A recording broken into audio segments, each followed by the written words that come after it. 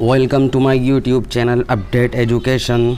दोस्तों, आज की इस वीडियो में हम बात करेंगे विल की, लेकिन उससे पहले देखते हैं जो हमने आपको होमवर्क दिया था और वर्क का काम दिया था। आप सेंटेंसेस को चेक कर लें कि आपने सेंटेंसेस सही बनाए थे या गलत बनाए थे।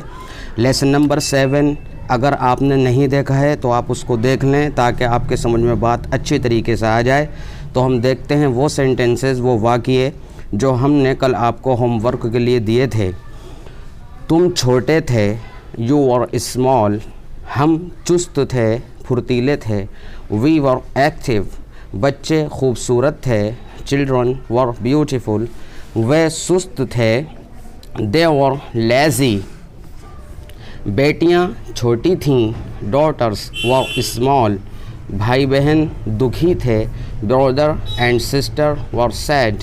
माता पिता खुश थे, पेरेंट्स वर हैप्पी। तो ये वो सेंटेंसेस थे, वो वाक़ये थे जो आपको कल होमवर्क के लिए दिए थे। अब हम लेसन नंबर 8 शुरू करते हैं और बात करेंगे विल की, यूज़ ऑफ विल। तो देखिए, सबसे पहले हम इसी बात को समझते हैं कि विल किस काल में, किस टेंस में यूज़ किया जाता है। अगर आपको टेंस की प्रकार और ज़माने के बारे में इल्म नहीं है, ज्ञान नहीं है, तो आप लेसन नंबर 2 और लेसन नंबर 1 देख सकते हैं। उसमें अच्छी तरीके से बात को समझाया गया है। तो देखते हैं, विल भविष्य काल में, फ्यूचर टेंस में और ज़माने मुस्तकबिल में यूज़ किया जाता है। यानी इसमें बात जो की जाती है वो आने वाले वक्त की, आने वाले ज़माने की बात की जाती है। और पॉइंट नंबर 2 यहाँ पर यह है कि विल, देखें इसका मतलब क्या होता है। इसका मतलब होता है गा गी गे, गा गी गे। यानी कि हम जब सेंटेंस को बनाते हैं तो इसके अंदर जो मीनिंग पाए जाते हैं वो गा गी गे के जब पाए जाते हैं। तो आप अच्छी तरीके से समझ रहे होंगे कि फ्यूचर टेंस में, यानी कि गा गी गे जो बात हो रही है वो आने वाले वक्त की, फ्यूचर टेंस में, भविष्य काल में और ज़माने मुस्तकबिल में बात हो रही है। और इसमें एक बात यह भी समझने की है कि विल का यूज़ हम प्लूरल यानी बहुवचन और सिंगुलर के साथ करते हैं। यानी इसमें यह कैद, ये कोई बाउंडेशन नहीं है कि इस सिंगुलर के लिए यूज़ किया जाएगा या प्लूरल के लिए यूज़ किया जाएगा, और ना ही इसमें यह कैद है, ये बाउंडेशन है कि पुरुष है या स्त्री के लिए यूज़ किया जाता है। ये सब के लिए यूज़ किया जाता है और मीनिंग होंगे इसके गा गी गे, गा गी गे, सब के लिए इसको यूज़ किया जाएगा। लेकिन फिर भी हम आपको नीचे पॉइंट नंबर 3 में यहाँ पर वो वर्ड्स दिखा देते हैं जिनके साथ हम इसको यूज़ कर सकते हैं। तो देखते हैं, I, you, we, they, he, she, it, this, these, that, those. यानी दैट दूर के इशारे के लिए, इसका मतलब वह होता है। दोज दूर के इशारे के लिए, यानी दो या दो से ज़्यादा हूँ। दिस का मतलब होता है ये, और दीज का मतलब होता है ये। दिस और दीज पर, दैट और दोज पर आपको इस टॉपिक पर भी एक क्लिप बना करके दिखाई जाएगी, समझाया जाएगा, ताकि पूरी तरह बात आपकी समझ में आ जाए। तो आप समझ गए होंगे कि विल का जो हम यूज़ करते हैं वो प्लूरल हो या बहुवचन हो, और या फिर पुरुष हो या स्त्री हो या फिर कॉमन जेंडर हो, कुछ भी हो, सबके साथ इसका यूज़ किया जाएगा। और इसके मीनिंग आपके समझ में आ गए होंगे। अब हम इसको और भी अच्छी तरह समझने के लिए यहाँ पर एग्जाम्पल को देखेंगे। एग्जाम्पल देखे बगैर बात शायद पूरी तरह ना समझ में आए, तो इसलिए इसको भी समझना ज़रूरी है और बिल्कुल उसी के अकॉर्डिंग है जो पीछे वर्ड्स दिए गए हैं। तो हम यहाँ देखते हैं, मैं खाऊँगा, आई विल ईट।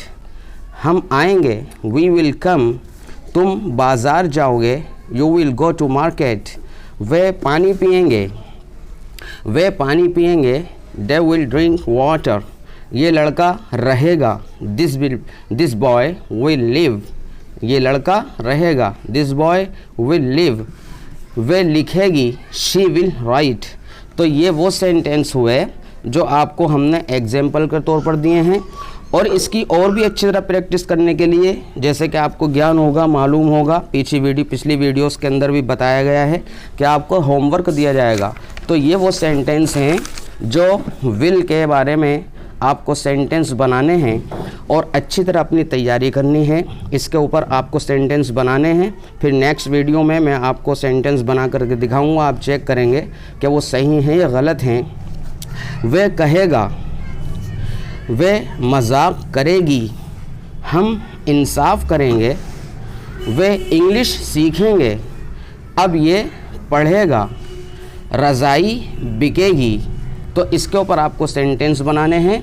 और अब इट्स वोकेबुलरी टाइम, इसको भी देखना ज़रूरी है और बग़ैर इसके आपकी इंग्लिश स्ट्रॉन्ग नहीं हो पाएगी।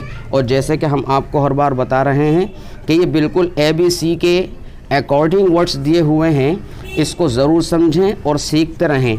देखिए, एंग्री नाराज़, गुस्सा, बी होना बनना, दोनों तरह से ये वर्ड्स यूज़ किया जाता है। जैसे कि आपको अगली वीडियो में बता दिया जाएगा। मैं कहूँ I want to be a doctor या you want to be a doctor, कि हम डॉक्टर बनना चाहेंगे या हम डॉक्टर बनना चाहते हैं, इस तरह से इसका यूज़ किया जाता है।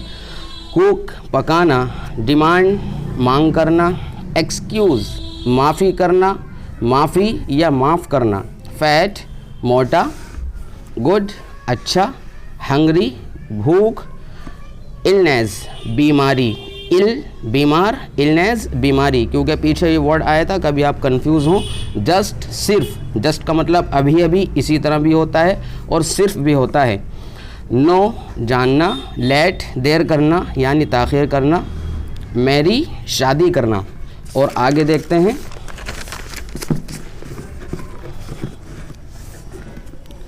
नोबो महान बड़ा यानी अजीम, ऑन पर। देखिए, ऑन और एट में फ़र्क होता है। ये आपको इन दोनों पर, एट और ऑन पर, वीडियो बना करके बेसिक इंग्लिश में अपडेट एजुकेशन पर बताया जाएगा, तभी पूरी तरह बात समझ में आ पाएगी। ऑन में और एट में फ़र्क होता है। प्रिपेयर तैयार करना, क्वाइट खामोश चुप। एक क्वाइट था जो इससे पहले वर्ड आया था, वो होता है QUITE क्वाइट। यह है QUIET क्वाइट, उसमें फ़र्क है, उसके प्रोनाउंसिएशन में भी फ़र्क है। वह है क्वाइट और यह है क्वाइट। तो क्वाइट का मतलब होता है खामोश। और रैम्प उछल कूद करना और लुटेरे को भी कहते हैं। सॉयल मिट्टी, टॉक बात करना, यूनिक अनोखा अजीब, वर्चो नेकी खूबी भलाई, वर्क काम, यंग जवान। कल जो वर्ड आया था वो यूथ था, यूथ नौजवान को कहते हैं, बिल्कुल जो नई उम्र का होता है। तो यंग का मतलब होता है जवान। और जिगजैग टेढ़ा मेढ़ा। तो आज की वीडियो में इतना ही। इसी तरह की वीडियोस देखने के लिए देखते रहें हमारा यूट्यूब चैनल अपडेट एजुकेशन। और अगर आपने अभी तक चैनल को सब्सक्राइब नहीं किया है तो सब्सक्राइब कर लें, ताकि आपको हर वीडियो का नोटिफिकेशन मिलता रहे।